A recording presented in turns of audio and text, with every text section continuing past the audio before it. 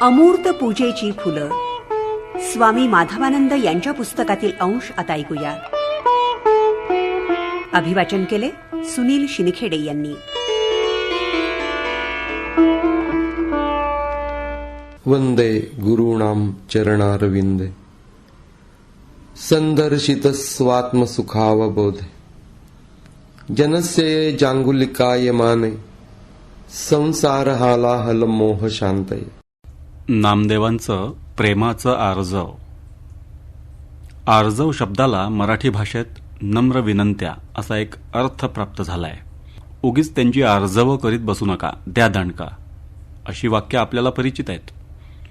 भगवद्गीतेत मात्र आर्जव याचा अर्थ अंतःकरणाचा सरळपणा. ज्ञानेश्वर महाराजांनी आर्जव याचा अर्थ मार्दवपूर्ण, सर्व हितकर, सौजन्य असा केलाय.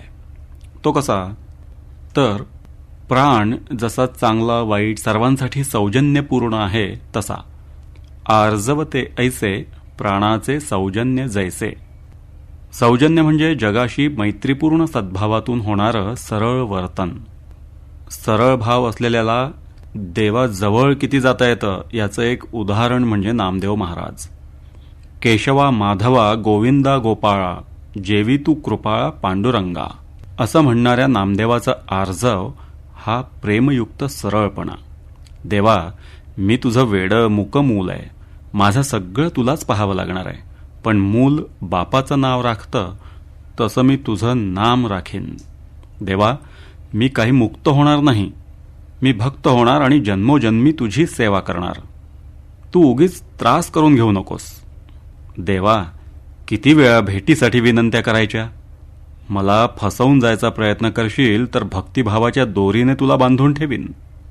देवा, पतित पावन नाव ऐकून तुझ्या द्वारी आलो, पण तू तसा नाहीस म्हणून माघारा जातो. देवा, माझं सगळं खोटं खोटंच असतं. माझं गाणं खोटं असलं तरी तुझंच नाव गातोय. खोटं खोटं का होईना पण तुझ्यावरच प्रेम करतोय. खोटं खोटं तरी तुझंच ध्यान करतोय. असं माझं सगळं खोटं तूच खरं करून दे ना. नामदेवांच्या अक्षरशः अनंत भावछटा. मी पाडस तू हरिणी, मी लेकरू तू माय. एवढंच नाही तर मी अगदी मगरासारखा दुष्ट असलो तरी तू पाणी आहेस, मला देखील जीवन देणार. या प्रेमयुक्त आर्जवाचा स्पर्श आपल्या अंतःकरणाला झाला तर जीवन अमृतमय होईल. नामदेवांनी नाम घेतलं, देवानी त्यात प्रेम भरून दिलं. आपणही आर्जवयुक्त हाक मारली तर तो ओ देईलच.